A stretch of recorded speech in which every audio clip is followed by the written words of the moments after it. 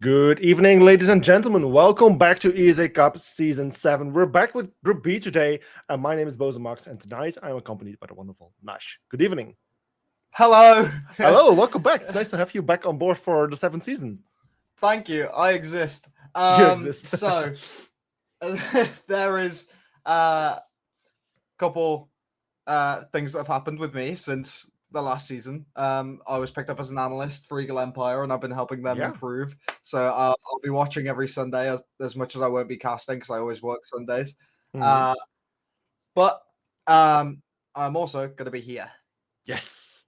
That's why we like you like to see you the most. It's actually very cool that Eagle Empire now has a coach, especially with their new lineup. I believe we see Eagle Empire on Friday or on Sunday this week. It's Sunday. They're Group D. Sunday. Yeah, okay.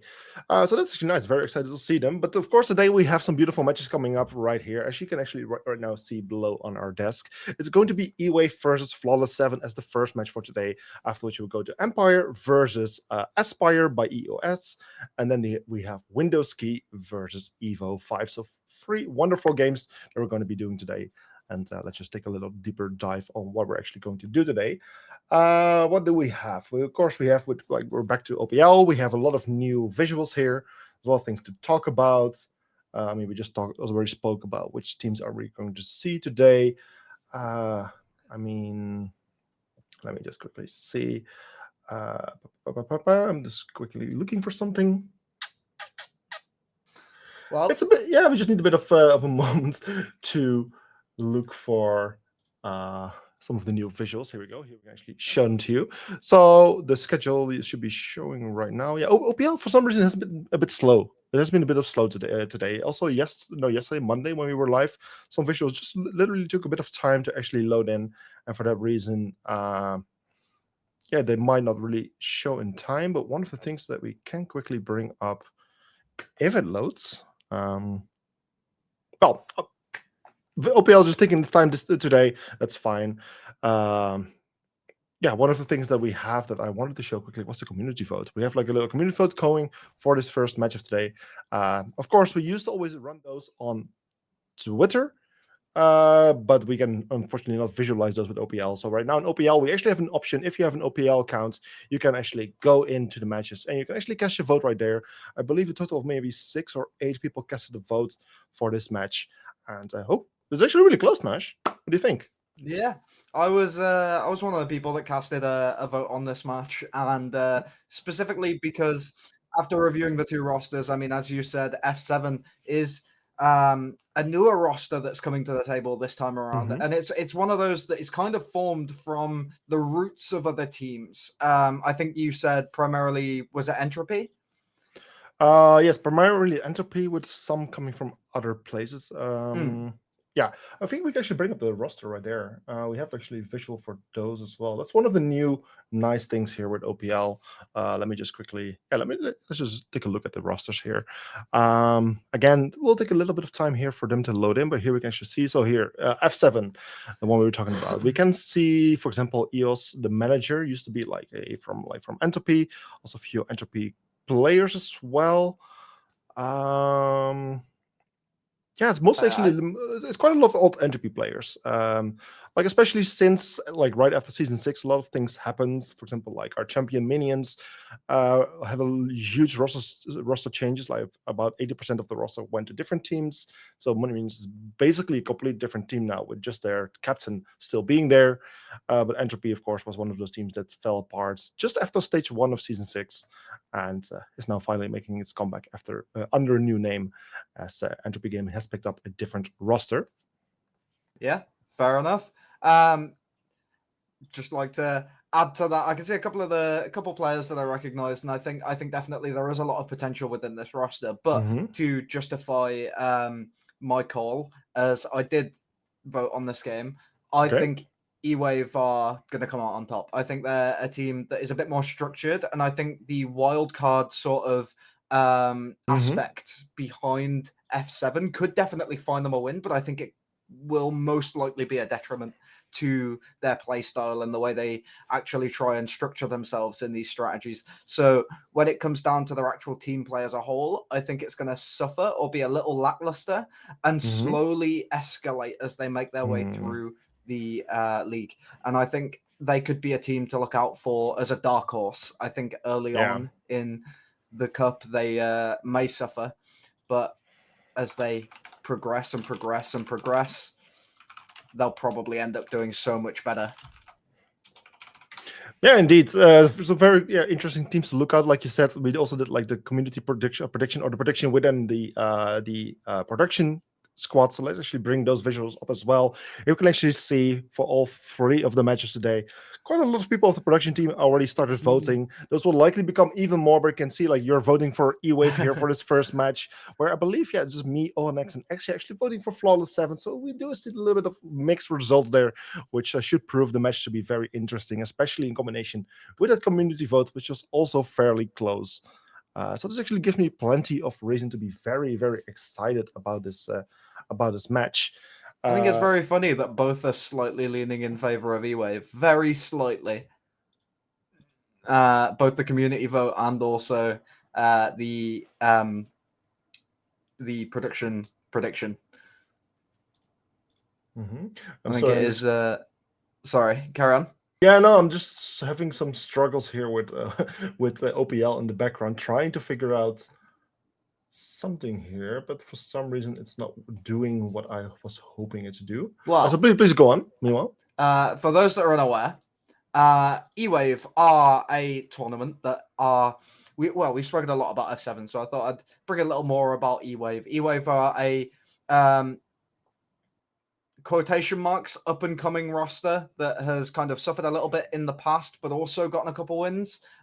Relatively inconsistent as a roster, and more recently have actually been very, very formidable in places like this. And I think that where they don't really have a lot of pressure applied is where they sort of thrive as a team, because in a position like this, they might feel the pressure in game, but they might not feel the pressure weighing over them as a whole, because it's first game, who cares? But this is where I see them thrive a lot of the time, whereas when they're actually put under like extreme amounts of pressure, they do tend to crumble.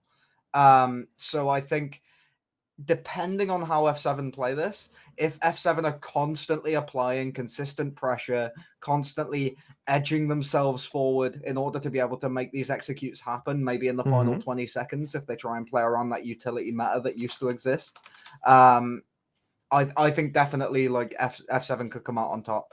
But realistically, with the lack of outward pressure outside of the game, I don't think E-Wave are really in with a shot of losing this. Okay, well, we'll see. I really hope that's going to be a very close match. I mean, if you recall, like you said, you haven't really been watching on Monday, but Monday actually was a very, very good opening for ESA Cup. I believe the very first match was 8-7 between Minions and let me just quickly think which other team that was. That was Minions versus Yachts. Was actually 8-7 score to open up the 7th season of ESA Cup, which was absolutely huge.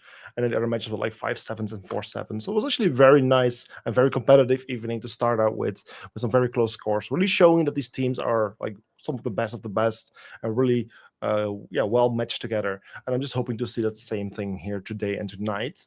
What we can actually see right now, it took a bit of time to actually load this visual. That's what the thing I was working on. But we can finally see the map bands right below us right now on our screen. And we can actually see that we're going to Clubhouse. If I'm remembering correctly, it's both attack for E-Wave on the start of the match and in overtime. So they are going to be mostly playing as the attacking team, where Flawless 7 is going to be playing as the defensive team from the start and in a potential overtime. So right now the match is just being prepared right in the back. It should start fairly soon from now. But then we can actually jump into this first match of the day. Well, just to touch a little bit more on Clubhouse before we do, I am personally one of the people that doesn't really like Clubhouse a grand amount, for the simple reason I feel like it's very overplayed. It's a map that you really need to try and take a wild approach or make a really minor change that makes a big difference in the round in order to actually be able to successfully be able to defend a lot of these sites. Yeah. Less so much on the bottom floor. Bottom floor pretty well defended, and also can be less so much on bar. But bar also has a lot of wild cards for the attackers as well. But when it particularly comes to gym bedroom and also CC cash, they're both so overdone. And that makes it so easy for the attackers to be able to read into a lot of these stratagems. Yeah. And I think that because of that, you could see a lot of suffrage on the side of the defense. Yeah, that's something me and X here were also talking about when me and him were casting on Monday. For example, like Oregon's, we played 2 times Oregon out of the 3 matches. And of course, Ubisoft recently did like an update to the map pool.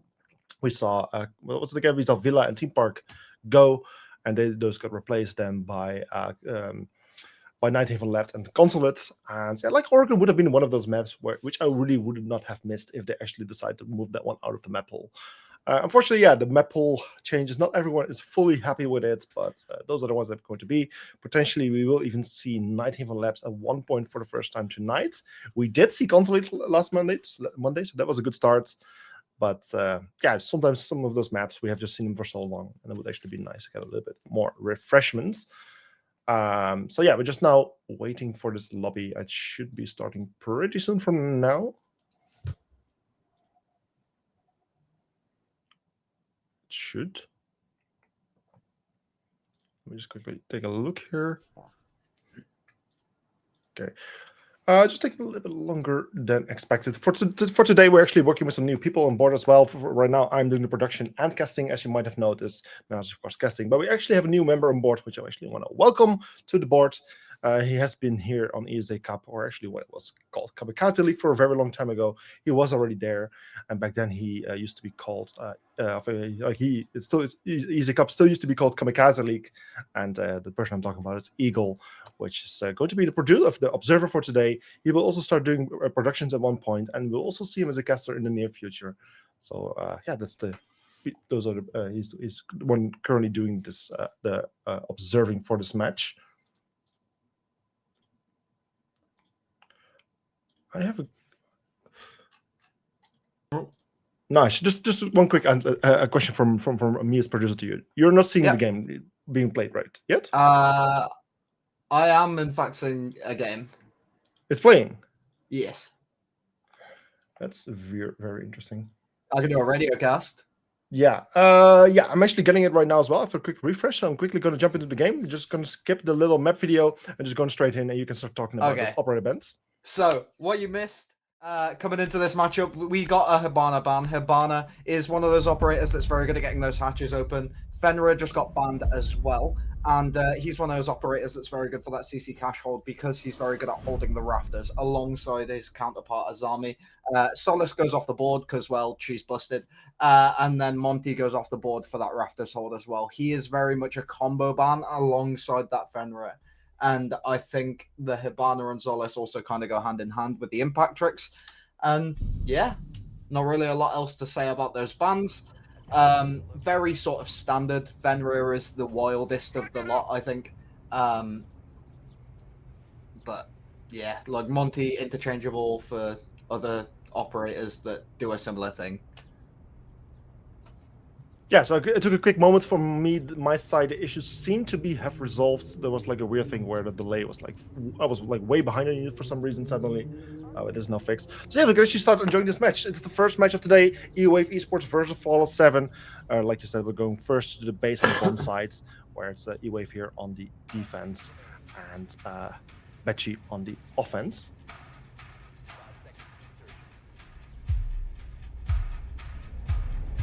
Well, into the round we go. On the defensive side, we have brought along the Mirror alongside the Malusi. 2 operators that are very good at slowing down attacking pushes. One used much more effectively and utilized a lot more for information. But in general, one of those operators that you really just want to pose a threat with. We do have a one Mai kind of hovering around on that second floor. He is just over near that jacuzzi wall right now, and the drone going in from Don might even spot him out, but instead it's going to be Yannick opening the wall to try and deal some damage instead. He fires some shots in return, but isn't able to find anything. Isn't able to find the drone, and Pat is instead nearly able to find his head, as he does have to make his way down those main stairs and get himself back into sight. And now, all 5 players bunkered up on site, 2 minutes remaining, and if they're able to make themselves aware of this on the side of E-Wave, they can take this very quickly and get themselves pressuring the site earlier than you might have previously imagined. Yeah, thank you for taking over there. I was just quickly resolving those issues which I was talking about. But yeah, meanwhile, the attackers are already getting some proper control here over the map and making a nice entry. I don't believe we have any roamers at the moment, right? I think most of the players from F7, from Flawless 7, are mostly playing downstairs. Yeah, I'm counting 5 in total. So the members of E-Wave, it actually makes a very quick work of getting some proper entry. But then there's actually the first player, Maxi, already getting the first kill there on Dex. The Buck taken care of, who was just making those verticalities towards the kitchen area, making things very hard for the defending team, but him taking care of, they at least have one thing less to worry about.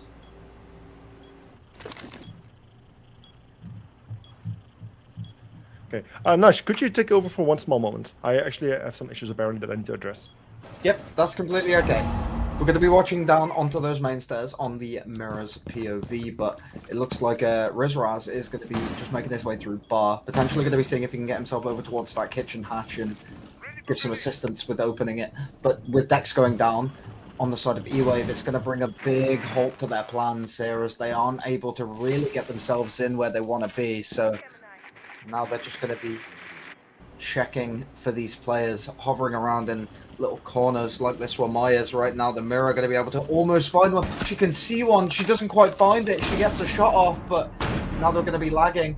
Mirror going to be just lagging behind that box one right now, but the kill found by the Melusi. Melusi finds one more. Hassi on a double kill as Rizraz finds one in return.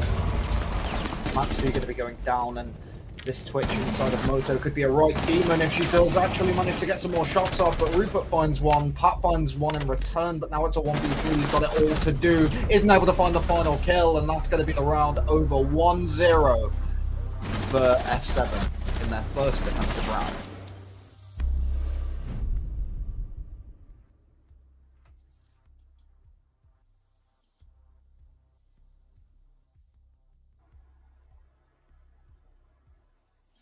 We are just looking at these operators as they are being chosen. It looks like they're going to be going to that gym bedroom site this time, bringing along the bandit, not choosing to bring along the castle, which is one of those that's a bit of a question mark for a lot of people, because the castle has become almost a staple of this site, just as a whole. And I think with it kind of not being brought along, maybe there's a strategy that they're gonna try and play around to sort of counter it, but these, I don't know, these shock wires on the wall aren't gonna last very long from that gym bedroom window or gym window. So now with the Mirror setting up a final mirror window inside of that logistics wall, we are just going to be seeing these attackers get themselves set up over towards CC Cache. Probably going to be trying to make their way through the cache side and actually making their way over towards construction. But this leaves them open a little bit to that late flank from inside of Lounge. And with this bandit being over here, it's all well and good, but he needs to be able to find one without being found himself if he's not going to get himself out of here straight away, and that he does. Just backs himself out. Maxi just going to be keeping himself safe. C4 goes up onto the hatch, isn't able to find the kill, but is able to give the attackers some sightlines, as Dipsy has an incredible angle that I'm going to use in rank from now on, and actually just finds 2 kills on it. Now has to get himself back to safety. Oh my god. Has anyone else ever seen that spot before? Twitch chat, let me know. The drone's going to be coming out of the top of Strip as that hatch is opened by the Echo, and he's just going to be spotting out these attackers. He knows that that man is on roof. He may even know that the Sphinker is in CZ window. But obviously, he will not know about these players that are just still hovering around on the inside. A bit of lag again as we see some shots engaged between Rizraz and Matty, but Matty comes out on top as now double flash goes in onto the Frost that's on the shield. She decides not to move, but the shield goes down, and now so does she, as now they're going to be just making their way through, seeing if they can get all the way onto this execute the Wamai. Magnet does stop that flashbang from going all the way through, and now the thermite charge goes off on the wall. Buck is found in the meantime, as now they're just going to be taking engagements left, right, and centre. Dipsy going to be trying to go take that engagement onto the corridor, manages to find it in the end. He's on a 4K right now. If he's able to find the last one, and he has got it all to do, he's against this Echo, who's going to be following him in through logistics. Is he going to be able to get the res off in time? Yes, he does. And this Echo is just hovering around behind now. He hops onto drones, isn't able to find it for himself.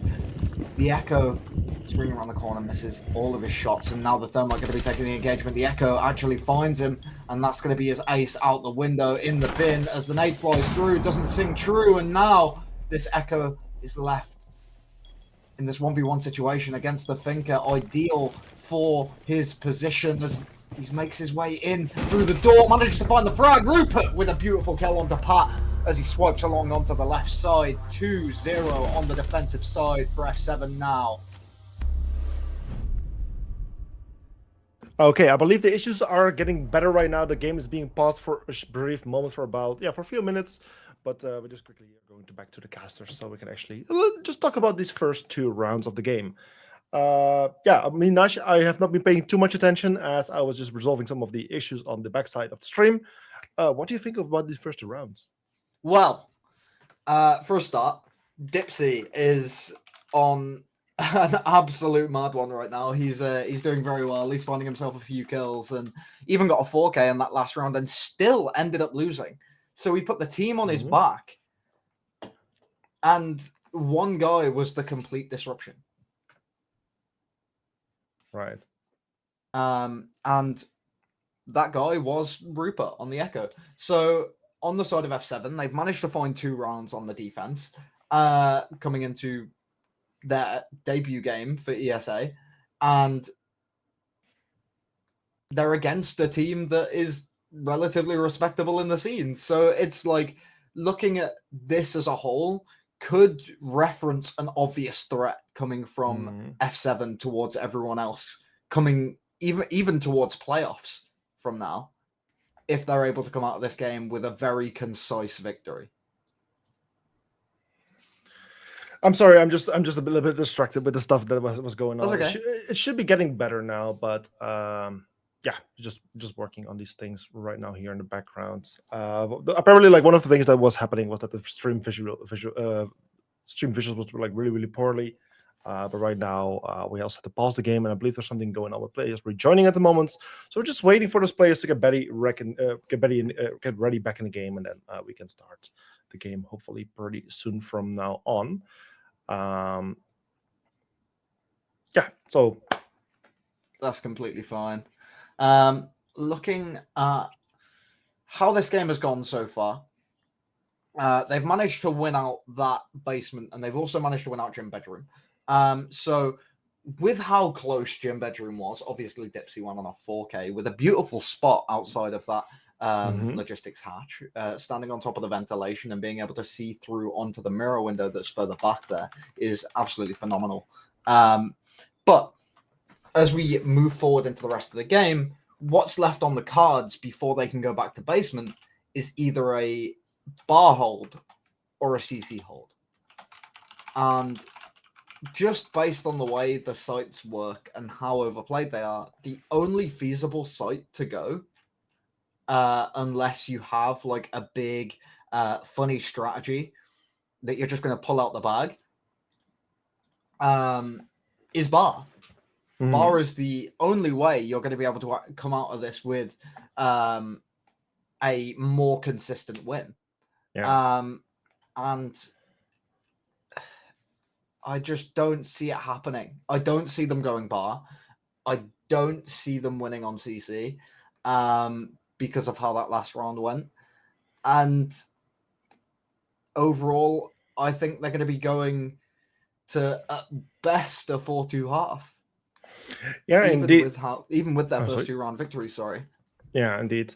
So what I'm hearing so far, apparently also rehost is happening. It had to do with like you were talking. I was working on the issues, but you were mentioning like this little sneaky ankle that was being used. Apparently it's being called out for like being like an exploit or anything. So we're quickly going to do a bit of rehost and doing a bit of moderation, like in the background. We're just quickly going to jump to a little waiting screen, and then we'll be back hopefully pretty soon from now. With the remainder of this match. So stay tight, don't go too far, just get a little drink or something, and hopefully we'll be back very soon. See you guys in a bit.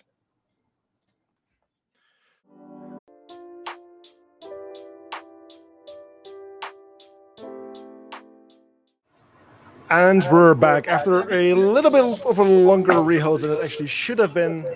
Just a bit of an issue there, but which luckily has been resolved now. We can finally go. I'm not sure even why it's showing us. Okay, let's just go straight to the game. We can finally go back to the game, which now luckily has started. So it's an 0-2 score. We just had a bit of issues with people not being able to rejoin and all that kind of stuff. And the 0-2 score. This is what we're now going to do. Well, as I predicted, the most winnable site of the two that are remaining is Bar. They have managed to put themselves on Bar, which is ideal for them. It's what they wanted. I think it's what they should have wanted. But here we are, and now they're going to be setting up that upstairs. They've got the mirror alongside the frost in order to try and combo off each other, and they've also got that reinforcement up there on the jacuzzi wall. More than likely going to be extending over into construction, potentially into cash as well, but it looks like they're opting against it as they are reinforcing that wall. More than likely just going to be playing a player in Shaiko. But that'll probably be the furthest extended player of the entire defensive side. Pat already making his way inside of the garage as he's completely unfearful of that lounge area. Going to be just making his way all the way through to rafters and seeing if he can make his presence known inside of Cash and CC. So my voice is breaking. Finally we can actually resume this match. It's now still 0-2 score. Players are getting ready to enter the building. We're just seeing a bit of resistance here. Mati currently playing a little bit offside, a little bit further towards where the attackers are coming from. You can see 3 attackers in total entering from the CCTV room area. And they're just trying to get closer here towards the defenders. Defenders slowly falling back, having lots of layers they can use. Just fall back layer by layer and make it more difficult and waste a lot of time for the attacking team. And that way they can be very effective here on their defense. Indeed. As you said, layer by layer, they've fallen back that player from Shaiko, but he still has those impact nades in hand and those 1Y magnets still to throw out onto the walls. They've got that pixel peak underneath the shield, which is one of the nicest pixel peaks in the game, and realistically, that should be more illegal than the vent spot, if I'm honest. But it isn't, so now we're looking at a bit of a stalemate. These teams are pretty much just standing still, waiting for someone else to make a move, and the moment they do, swing and a miss, peak, or just even a kill for anybody here could be the deciding factor of this round, really. Whoever finds first, well, whoever strikes first loses, I think. Yeah, I mean, especially with just 1 minute remaining right now, the time is really starting to tick out. This is the first 2 double kill, even, or at least not double kill, but 2 people falling on the side of E-Wave. That's not a good thing. Diffuse on the floor even, but Yannick is actually going for the defuse in the smoke. Kessel, however, getting very close, being able to deny that plans. We're now in a 2 versus 3 situation with 2 members of E-Wave still left standing, of which one is still on top floor and one is fairly close to the diffuser. But both of them seem to be in an engagement, getting damaged quite a bit, and the location seems to be known, especially also with this Echo still. Like you can see the Echo drones right there. Such a strong position to be still be in at this time. And especially with also Pat and losing his lives all coming down to wrist rest. He will be continuously watched by the Echo drone, although Echo himself is being taken care of. That's one less problem to worry about. And as Mati gets the final kill, it's wrist rest losing his life, and this round going to F7. It is exactly as I said. Whoever strikes first loses, and the moment they tried to go for a swing on that attacking side, well, the strike missed, and, well, they lost. The players holding the angles on side of the defense were able to just pick up on those players, and specifically the ESA there was behind that shield for so long. And then the moment she peeks out, she's got that player behind the bar that she didn't drone out, didn't quite realize was there, threw her smoke through, and by that point, she's got a smoke in her hand, her gun isn't up, and she just gets blasted. So it's like you have that situation where, because you decided to strike without thorough and adequate information and control, you've now lost. Yeah, indeed. With 3 rounds being lost in a row for E-Wave and 3 wins in a row for the side of F7, we're now going back to the very first bomb site that we have seen during this match. It seems like ages ago. I mean, it technically was. We're now finally going back there. And, well, last time F7 did a good job on defending it. But the good thing for E-Wave maybe is that at least they get like a little taste of how this defense is set up. I believe it's somewhat similar. And E-Wave at least should know a little bit better how to deal with it, and hopefully make a bit of a difference and finally find some success. Because if they continue losing rounds, I don't think things are looking too great for them. See, that's the thing. I think that they didn't get enough from the first round they played on the basement. They didn't get enough on the side of E-Wave. They weren't able to pick apart the defense at all. You've got this player holding on to bathroom now, but they both know of each other. They're both aware, but a little less aware is Pat on the side of E-Wave, and he gets his head taken off, and that's going to be a man advantage already, which is the point that they stalemated last time, and now you've got 2 minutes and 15 on the clock, and if you stand still for too long, you're going to lose. Last time, they stalemated for long enough for the entire team to be remaining on site, 5 versus 4. They tried to go for their hatch drops, and they all got cleaned up. Well, specifically 2 or 3 of them got cleaned up by the Malusi that was on AKs. So it's one of those that's like, you can't really just bolt your way in, because, I mean, you're already at a disadvantage. The impact truck tries to come through, isn't able to quite make it onto the ace charge. The ace charge goes off, and now they're going to have to try and do it again as, well, impact gets it that time, and, well, they've only got 1 more remaining, as they are going to be going for it. The impact on Ramai could have been utilised there alongside Goyo's, but deciding against it, as they are just trying to detonate that canister on the doorway. Ramai gets a nice little read onto where the ace is, just from the gunfire alone, and tosses an impact to try and deal some damage. Capital's setting himself up to try and get this firebolt down onto generators, push this guy out of position, and maybe even try and get himself a up here. But again, as I said, E-Wave just standing still. Yeah, I mean, they have dealt with some of the players, or some of the players were dealt with, but now with all the defensive players being taken care of, it's time to move in. We see one player getting taken out, also a bit getting injured, and now it's all coming out to Yannick in this 1 versus 3 situation, which he may turn into 1 versus 2. Then when Max is getting a kill on Yannick, is Yannick unfortunately losing his life, and again, E-Wave not being successful on the offense there, losing yet another round, and putting the opponent on a great advantage of 0-4. Which is already starting to look very grim here for the members of E-Wave. I mean, if they don't start getting any points soon, it's surely all over for them before it even started, right?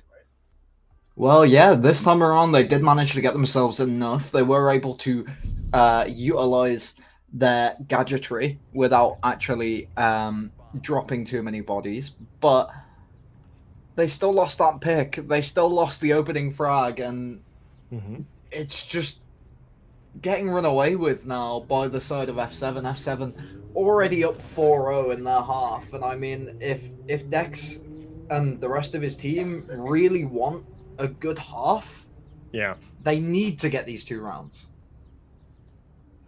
If they aren't even able to get 1, or if they aren't able to get 2 and they only get 1, it's terrible on Clubhouse Attack, because the defense is so heavily contested a lot of the time because of the way these teams play and the way every team decides to structure themselves. You can't really just play the same way every time, and if they do get caught out for a change they try and make, then that's it, done, dusted, over, especially if it's a 6-0 half. Yeah, indeed, it's really now do or die for E-Wave. If they don't get the points soon, then things don't look great for them. And well, let's see what they can actually get in store for them. Because I mean, E-Wave is a great team. We know them as a great team, so they definitely are capable. But there's just currently something fundamentally going wrong for them. They're just not performing as they should.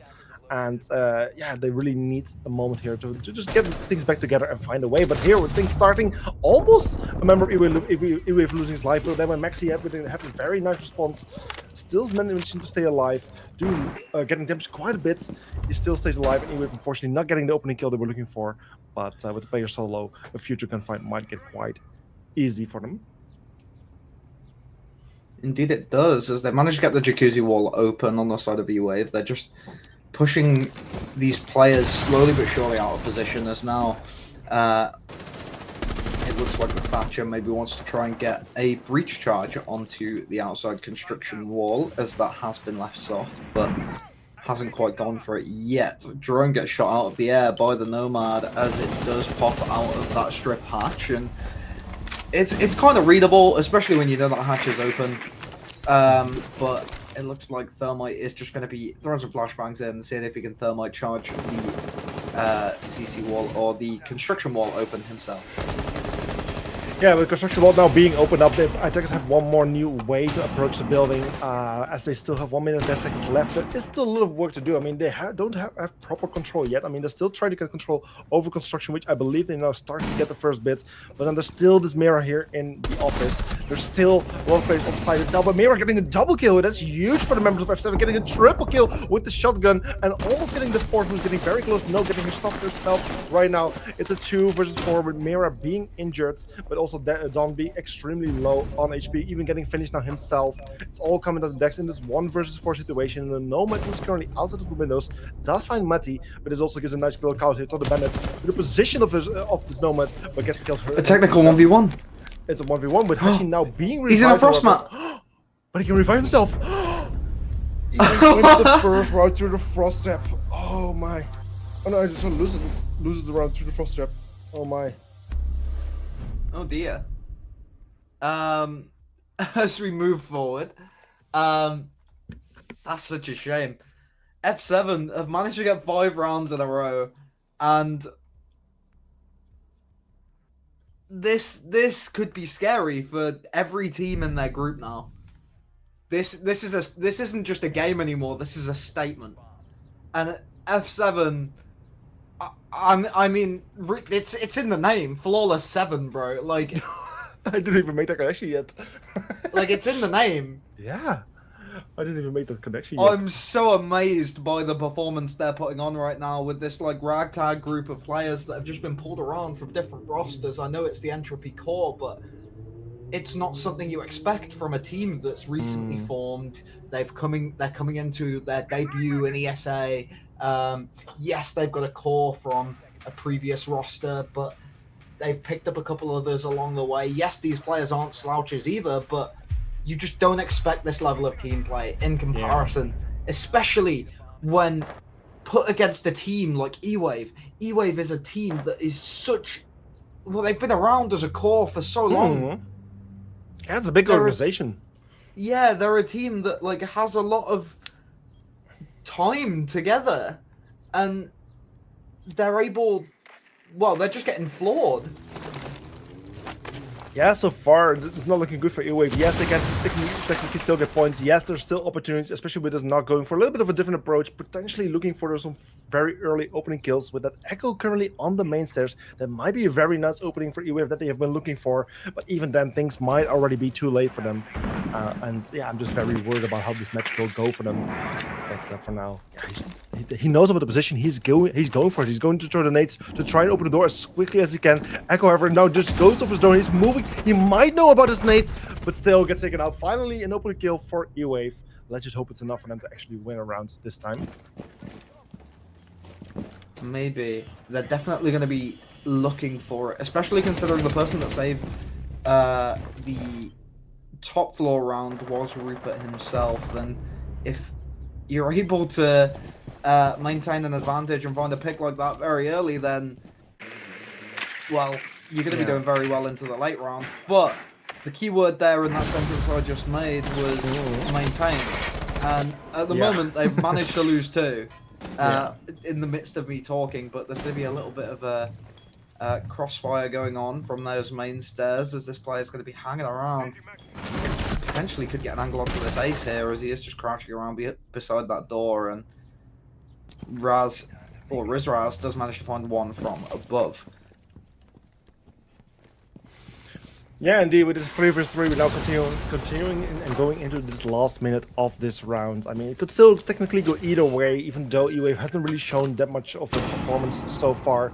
But with them in pretty good positions, I actually know the members of F7 being in good positions to deny any entry, especially this Frosty on the hedge, and also Dex losing his life. And Rizraz doing quite a bit of damage. Oh no! Losing his life, getting injured. It's all eyes are now focused on Double. Gets a kill, gets a double kill, and that's all Mati. Technically, this should become a 2 vs 1 as there's still enough time to go for the revive. Yes, the revive has been done successfully, but the question is, do they know about the position of Frost? And with the camera still intact, Frost does have a little bit of an advantage here, as she knows where and when they will be coming from. She's going to be positioned on this bar. Seen through under the castle barricade, Rizraz! Finally! Finally, E-Wave gets around. Absolutely phenomenal. Good read from Rizraz to be able to use that angle for himself, but oh my god, was it a long time coming. We're now 5-1, and I mean, if I was in this position, being 5-1 down on Clubhouse, moving on to my defensive half, I know I'm losing. But miracles happen, and well, as I said, if there's a team that should be in the lead right now based on experience, team play, coordination, it should be E-Wave. But F7 are just showing a different beast right now. And it's quite a sight. Yeah, E-Wave at least managed to get 1 point on the board, which is still better than that 0-6 and than the flawless 7 that you were talking about. But yeah, just with the 1-5, they're now going into this roll stopper. They will now be playing as a defensive team. There is, of course, a very good chance that the defense will just work out way better for them. But again, they can only really allowed to lose 2 rounds, because if the opponent wins 2 rounds, they will win that match. So E-Wave still in a very tight position, but this might be the moment that things will start going a little bit better for them. But like I said, I'm already afraid that it's already too late. They're just going to be droning out the strip side on Maxi, as potentially going to be trying to utilize this ram from over towards bathroom. Rizraz is just going to be hovering around just above the hatch, seeing if he can spot anyone underneath that barricade, and Ram is going to be uncovering herself sometime soon, but sending a drone beforehand does get shot out by the mute, and she's just going to be firing some shots through the wall to see if she can get his attention or apply enough pressure for him to actually leave. But he's just going to be holding on to this. She takes a swing, she throws a flashbang over, and does manage to actually get the flash onto the man, and then goes the Ram through the bathroom. Isn't able to hear anything for either player, but Dex has found 2 on the top floor, somehow, somewhere, as now these players are just making their way through this jacuzzi breach and seeing if they can make their way into the site itself. Ram loses out. Yeah, E-Wave is waking up. E-Wave is finally waking up. It's a 4 versus 1 with only the Termite left standing. He's on the stairs. He gets 1 kill, but now his position is completely known. His opponent knows exactly where he is. Loads of canisters from the Tachenka launcher are being shot in the direction, missing the target, but denying any entry. And believe it or not, there's still 1 minute and 30 seconds remaining on the clock, which is a huge amount of time. He goes in another engagement, however, finds the kill in the Yannick, brings himself to a 2 versus 1, which is becoming more and more clutchable, this situation for Betchy.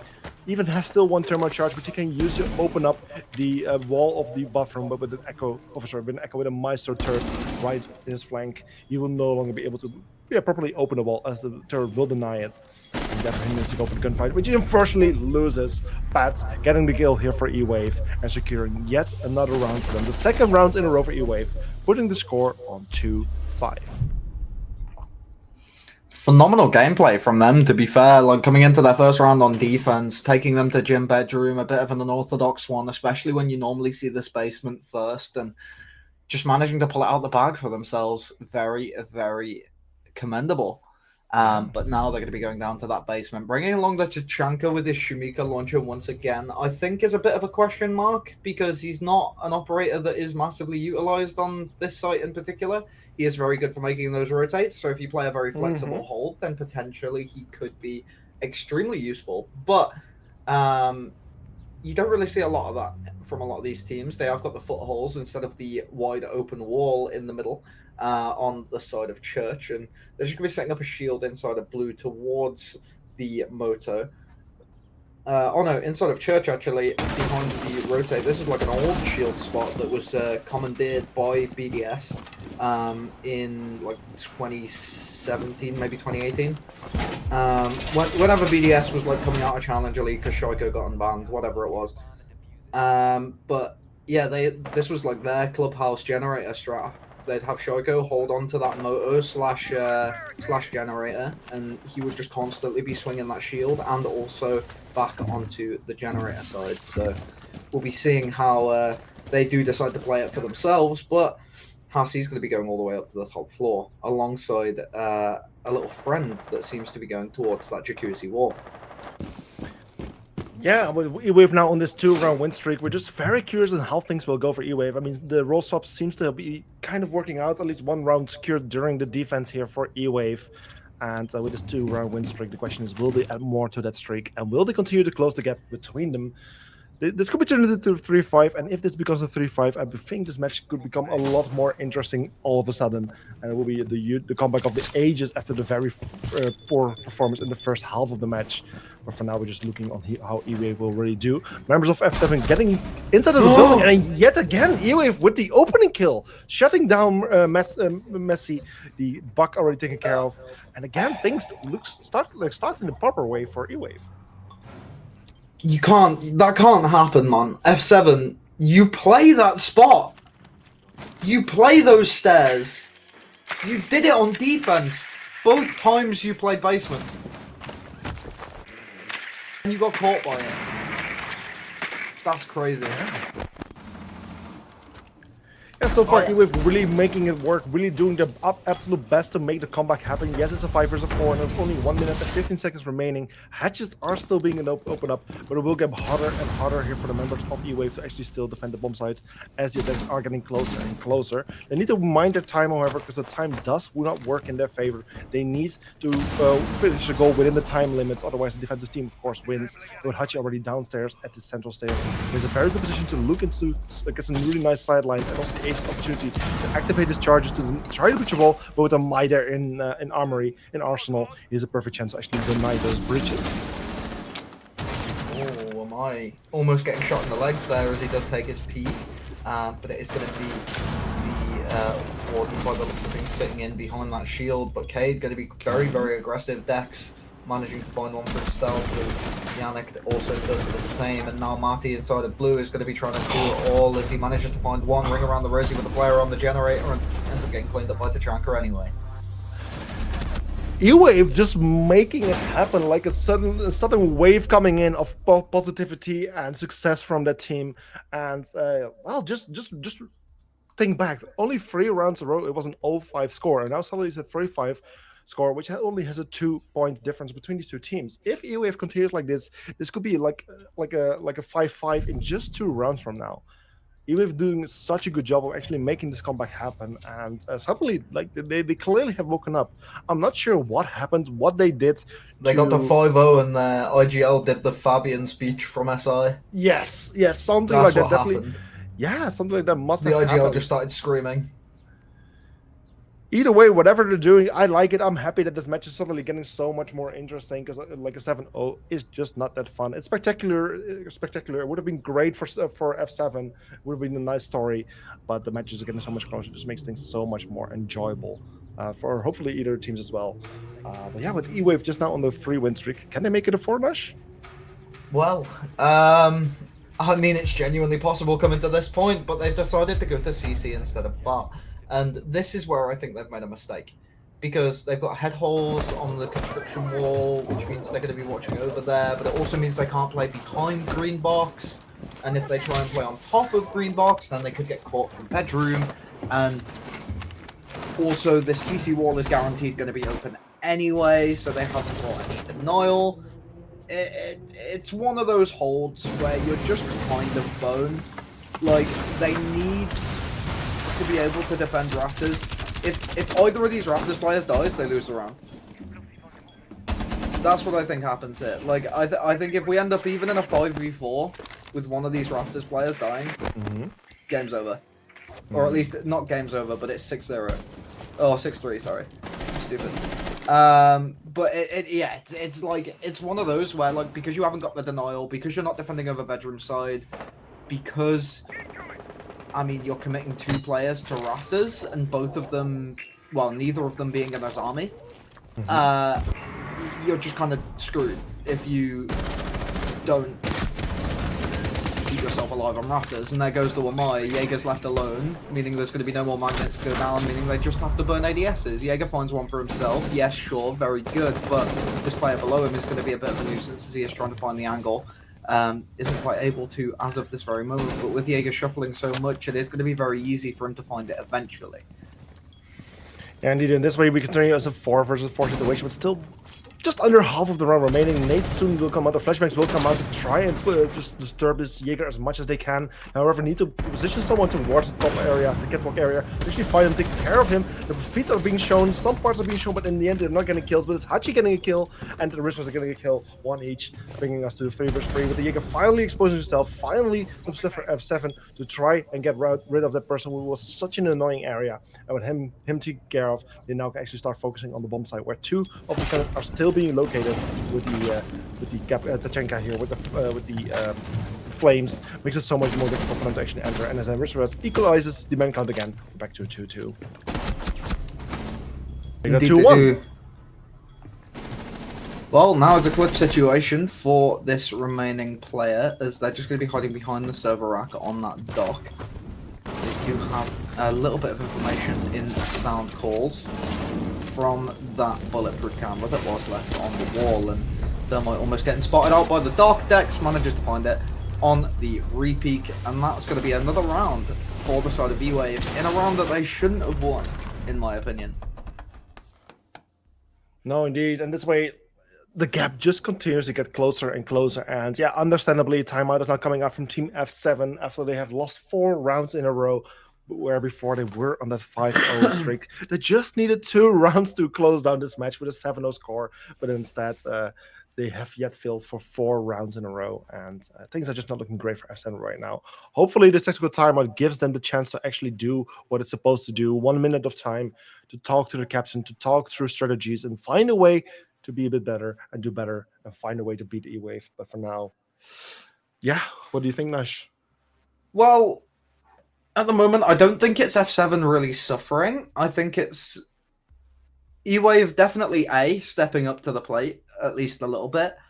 But I think overall, F7's strategy is just being picked apart. And I think because it's very 2D, because it's like, this is what we want, this is what you need to do, this is what you need to do, etc., etc. Like, they go through like this step-by-step plan, and they're kind of left in this position of like, okay, I know my job, I don't know anyone else's job, but I'm going to follow along as if I know what I'm doing and try and coordinate as best I can. And that is normally what happens in newer rosters. And even if you've got a core from another team, for example, the Entropy core that is inside of F7, it's one of those factors that does play a big impact. And also bringing new players together means that you have like a new level of relationship. You've got players that, yes, are on the same team, but realistically might not be friends yet. And just based on the way humans work, if you're not friends with someone, you're probably not going to communicate as well with them as you are with someone else, because you're going to be safer. So, looking at the way this game's being played as a whole, I think F7 are just being picked apart because they don't have enough as a team. Yeah, the tanks run empty. Yeah, indeed. Well, just some teams just need some time to get used to each other, and that's also something we saw like back on Monday. Like there was, for example, Minions who definitely was struggling, even though they are the Season 6 champions with all those roster changes. It's just no longer the same team. And it doesn't mean the players are bad or worse, but they just need time to get used to it. Some of these teams might not even have been able to participate in other competitions and just need the time to wake up. And luckily, in this group stage, they're getting 5 weeks to do so. I think to make it out of group stage, you need at least to win 3 matches or so. About 3 matches to at least make it out. So there's a bit of an opportunity here to still wake up and warm up as a team, but you shouldn't wait too long with it, of course. Indeed so. Deck's going to be hanging around in logistics as he is being droned out by the sledge from above. Isn't quite able to find the drone, but throws an impact up and finds it in the end. And now the nade going to be singing through. Is it going to be singing true? No. Decides against it or didn't pull it in the first place. Wasn't quite paying enough attention, but he came closer, so I thought he was. And now we've just got a bit of a standoff going on between this Melusi and the sledge. Both players not really wanting to take the swing. 2-1 speeds. Ready, guns up, facing each other, but it looks like we're just going to be switching away because, well, nothing's going on. Yeah, loads of passive play, just mostly just holding angles, just waiting for any of the teams to make of the players to make a mistake and expose themselves to the weak angle of the gun. And for now, at least some walls are being opened, so a bit more opportunity appearing here for the side of F7. So new entry points and lines of sight towards the enemy team. And with now first players actually entering the building, going towards CCTV, their plan is likely to take control over cash, then construction, and then towards the front side where currently Pat is playing here in cash. But he's taken care of, so Dex is getting more control, but no, the long side of Yannick takes out Rupert, but then bet you with a kill on Yannick, just refrag after refrag, which brings it now to this 3 versus 4 situation. But this man advantage for F7 here could be completely detrimental. It could be everything they ever needed as they manage to find another, and another just follows through constantly. We're just getting one after the other, and Dex with his 10 kills. If there's one player you want in this situation, it's going to be him, but he gets cleaned up by the Flores inside of Cash as he does try and rotate away from that frag that he just got, and that's going to be 6-3 or 6-4 now in favor of F7. Yeah, 4-6, that means match point for F7. They just need one more round to win this match, but to get this 1 round, it took them 4 rounds in total to actually get to it, actually 5 rounds to get to it. When E-Wave's win streak of 4 rounds now finally has been broken, but the question is there more to where that came from, or did somehow that tactical timeout of F7 make wonders happen? Finally woke up the team, just like E-Wave woke up after losing quite a few rounds. And will F7 close up this match very soon from now? That's the question. Well,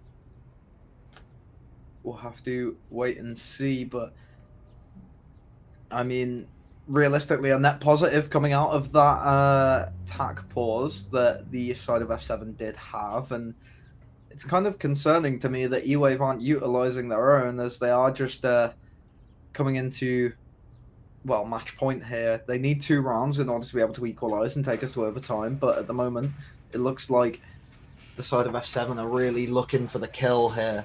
They've brought along a few of these same operators, just to see if they are able to get themselves in, out and about on the map and, well, get the execute ready as early as possible. They've got this Flores for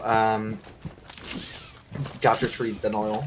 They've also got the Jackal in order to try and isolate some of these roamers alongside the, well, Thatcher and Ace for breaching. And then the Buck for the vertical pressure on to the corridor and kitchen. Yeah, indeed, with the 4-6 score. It's actually Matti already losing his life very early on to Don, also known as Dipsy, who gets the first opening kill for the team. Did take quite a bit of damage, but is still in play and can still make wonders happen for the team. So that is a nice little opening kill here for Team E-Wave. Something they didn't get the previous round, which also then cost them the round in the end. So at least a little bit of positivity again for E-Wave, which they potentially could use to actually win this round. I really like this that E-Wave have done, by the way. This is something that I bring up a lot. But something they've done here is they've found their opening kill, they've roamed players on the top floor, and then they've just all dipped back to site, like without a second look. Like, everybody's gone.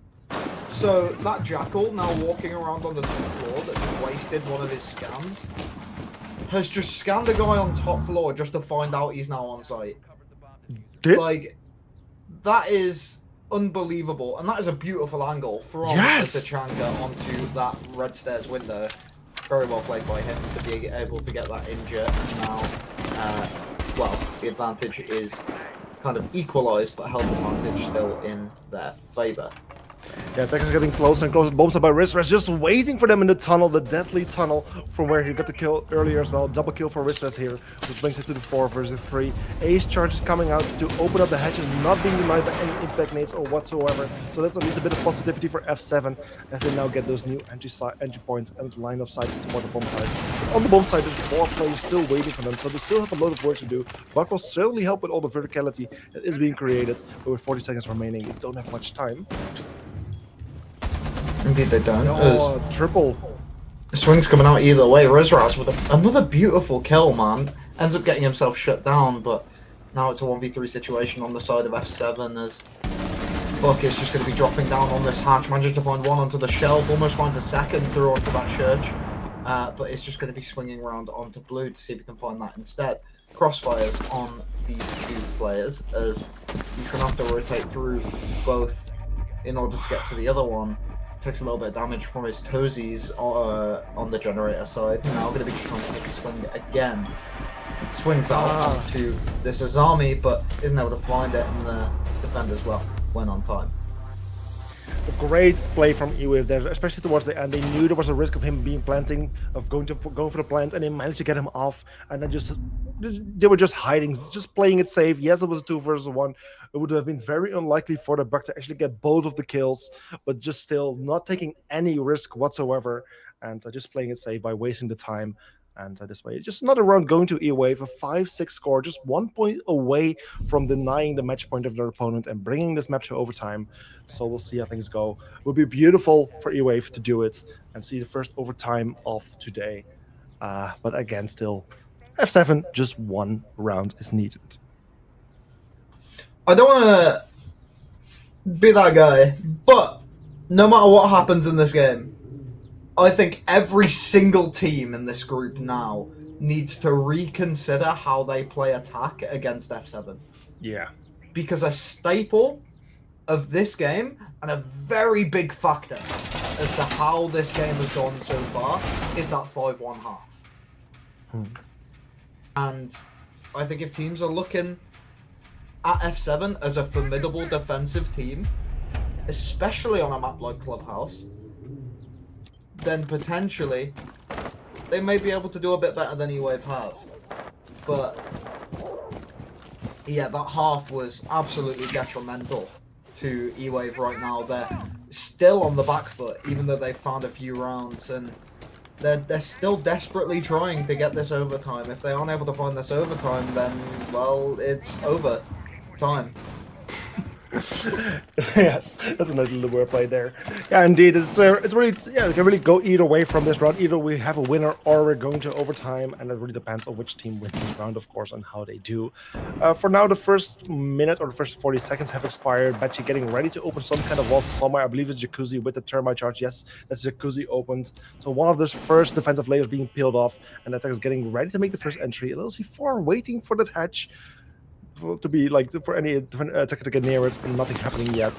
And then also the charges coming out, which I believe are being contested on the mirror window. Yes, they are, but loads of pressure here from the Jacuzzi side. They are a little bit worried in logistics as to whether someone's going to be hopping onto that illegal vent, as now gunfights going on inside of gym, and Ninja goes their way, but the frag goes the opposite, and now we're going to be seeing this player of Dex just get pretty aggressive onto these swings now as his teammates being picked up in the meantime. They have just managed to get themselves picked up on the frost, but they've also rotated a man out of position. So that player that's now in construction was previously over towards the cash side, and now is going to have to rotate back into logistics and maybe even sight if he is able to get himself past a couple of these angles. But this player on the window has nearly found Dex like 3 times now, as they just weren't quite ready for this swing, as Dex keeps like peeking himself out. Dex isn't comfortable in his position by the looks of things, because he keeps trying to take these swings but backing himself up into the line of sight of the other player. But now he's going to be just moving himself around and trying to take this swing onto the breach, but 2 frags go the way, or 3 frags go the way of F7, as they've already lost 2. A swing onto the CC window finds one more, and now it's going to be a 2v2 situation where we've got Pat and Rizraz versus Rupert and Hassi, as they're going to be just trying to get this plant down, but aren't able to get themselves into the right position. Yeah, Diffuser down on side. As Hassi going to be trying to take the swing onto these players, isn't able to find anyone. The player behind the mirror window, does he quite know? Sitting right behind him, he's not on the mirror window, he's actually inside the construction. I thought he was over on the other side. And now it takes a swing onto construction to try and deal a bit of damage onto this one wide, maybe even find the frag for himself, but Impact Grenade goes out onto that construction wall as the player rotates through logistics. Is the mute, is able to find that kill, and now it's going to be a 1 versus 1. Hassi, where it was unwinnable before, is now in a winnable situation, loses his life to Pat, as Pat takes the swing on the doorway, isn't able to get himself behind the mirror window in time, and that is going to be the round 3 wave, bringing us to this fabled overtime.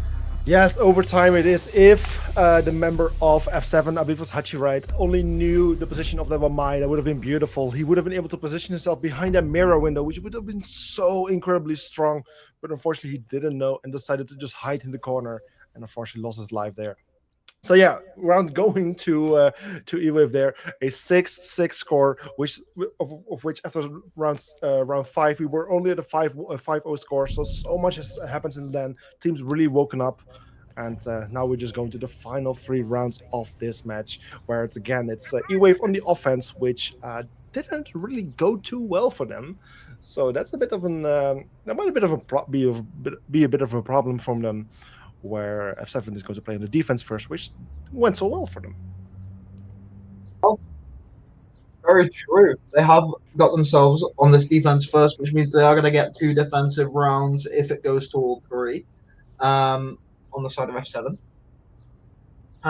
But this time around, they are going to be opting for that opening. It looks like they have accidentally detonated a Goyo canister. Not quite sure how. I think it was probably the but unfortunate, can't be avoided. Move on as we move into the rest of this round. Yeah, it's not the biggest loss, it's just a little bit of utility, but luckily Goyo has multiple of those, so that's not too big of a problem. Very close early engagement, just barely getting out of there, Hachi, but managing to avoid those bullets being sprayed in his direction. And now it's really just up to the attackers to find a way into the building and go for approach. Seems like they're mostly going from the southeastern sides. I think they're just mostly going for top to bottom control. Probably not quite sure whether there are any roamers or not. I believe there are not, so they should be able to make some quick work out of clearing these floors before they can start focusing on the bomb sites and make it a little bit more difficult for the defenders playing there. Indeed. But these defenders aren't going to be going down without a fight. They've got those impacts below the hatch, and the Wamai going to be making his way on a little bit of a lurk up those main stairs right now, as he's going to be just trying to see if he can find himself an opening frag. If that opening frag is someone important, then he could be able to pull away from this with a round win just off of 1 kill alone. And I think if he gets Dex or Rizraz, then he's pretty much in for that.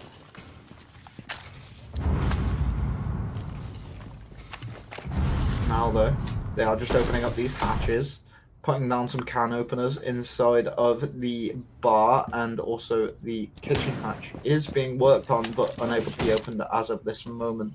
Instead, going to be opting to open up that dirt angle for themselves to be able to take an approach from that side. Bit of aggression through these holes in the floor.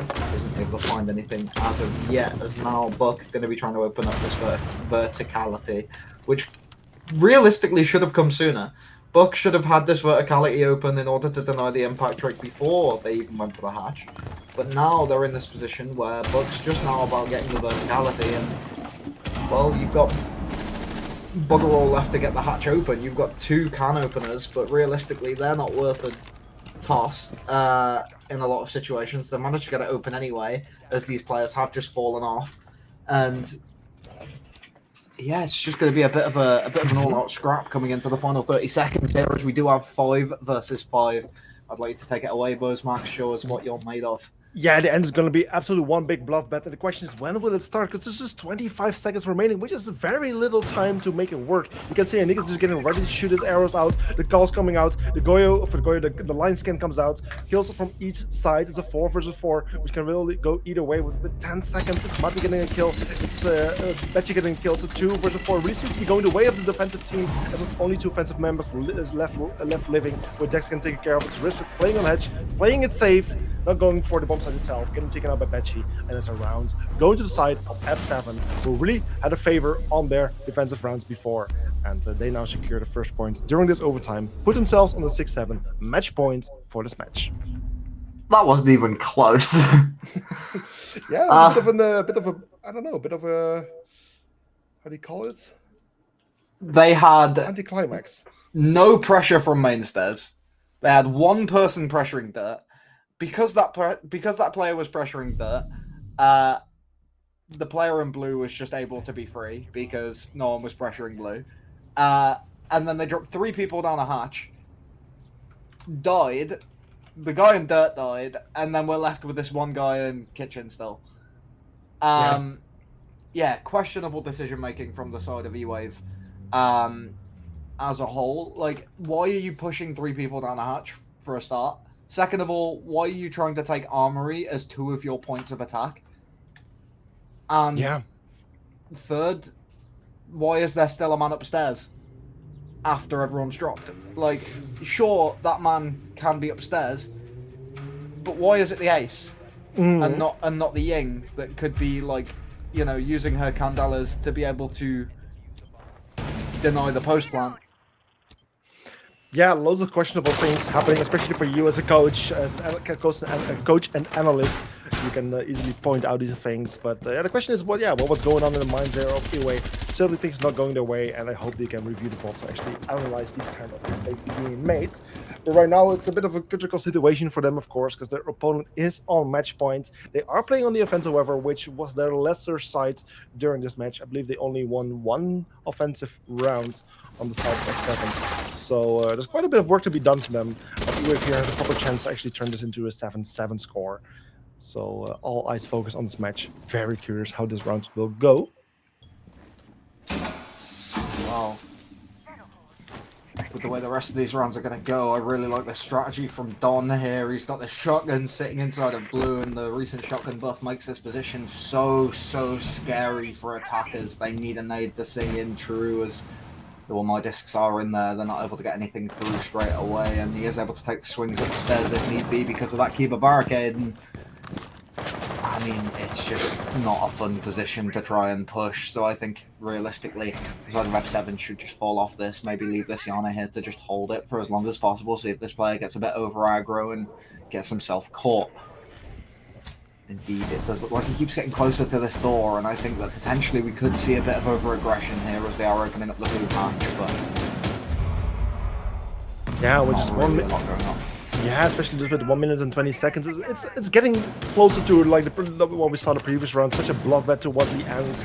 And with the time just running out, there's just not going to be too much time remaining to actually work with. So the attacking team really needs to find a way to get closer to the bomb site, do some work, get some opening kills, but also still done here on those blue stairs. It's just making it so difficult for the attacking team to get some proper control and actually get closer.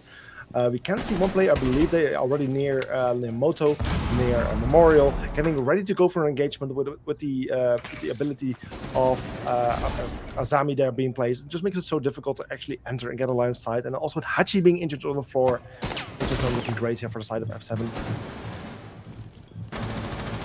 Rupert, though, managing to get himself all the way through into Moto here, watching the angle through the Kiba barricade alongside the vending machine. Isn't able to find anything as of yet, but this impact trick going to be coming out from Azami on the opposite side. Flashbang sings through, and now it's going to be Yana just knifing away this Kiba barricade as they are going to be trying to take engagements. There is a player peeking around, potentially going to be able to catch out this Azami here. Indeed he does. Rupert managing to get that kill for himself. Pat finds one as well, and Yannick finds another. Now it's going to be Hachi left alone. The man on 20 HP left to do it all, as he isn't able to find any frags in this situation. Instead gets shut down by Pat, and that's going to be the round. Done, dusted, over 7-7. for both sides. 7-7 maximum overtime for the very first match of this evening. Just like yesterday, I would say yesterday, just like Monday when we had the very first match, also going to full overtime. 8-7 score was back then. And the same thing is going to happen right here. The question is, who is going to win the upcoming rounds? Well, there's one thing that we can say from the round history is that defense is definitely favored by either of the two teams. And the positive thing, then the positive message here is that F7 is the defending team and should technically has a good opportunity here to win things out. They are going for a bit, the lesser preferred bomb side probably for them, which is going to be stage bar. What we have seen before, how well they can do in this bomb site, and they might just be able to pull it off another time. I think that this is the ideal site for F7 here. Okay. I feel like Gym Bedroom was way too close every time they played it. Basement was their best by quite a large margin, and then, they lost a couple players, but they won out this site relatively convincingly enough just by playing angles. So I think if E-Wave don't really adapt around these players playing the way they have so far, then I think that there could genuinely be a big upset here coming out of F7. Actually managing to get themselves, a concise enough victory coming into the first match of week 1 of ESA Cup. Yeah, and there's a Group B, this the second Playday that we're seeing, and things are just. I'm just so happy to see how close these matches are. Right now, we see members of E-Wave just getting ready to go for their offense, just getting ready to open up some of those walls, to peel off the very first layers of the defensive setup of Flawless 7, and. They're just getting ready, just waiting for the right moment, for the right timing. Mirror window already being dealt with, which is huge for F7, for E-Wave here. As there's just one big thorn in the eye being taken care of, but they still need to take full top for control before they can make a proper approach to the bomb site itself.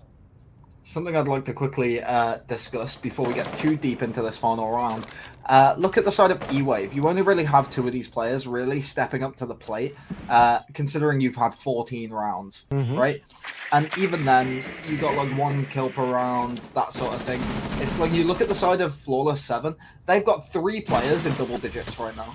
Yeah, indeed. Yeah. And that's really good. They've got a much more spread team composition. 2 players go down low as Ying just storms on through. Matty finds another to equalise the man count, and Echo finds the one onto Dex, and now it's going to be a 2v2 situation. These 2 players remaining around the bar area. They do have a bit of site control, to say the least, as he tries to take his approach into the site, loses out to the castle who's hovering around bar. Now it's going to be this Dekebi in the situation against the same man as the man comes down from the hatch. Well, castle finds it. That's going to be the round. That's going to be the game. Game, set, and match to the side of Flawless 7.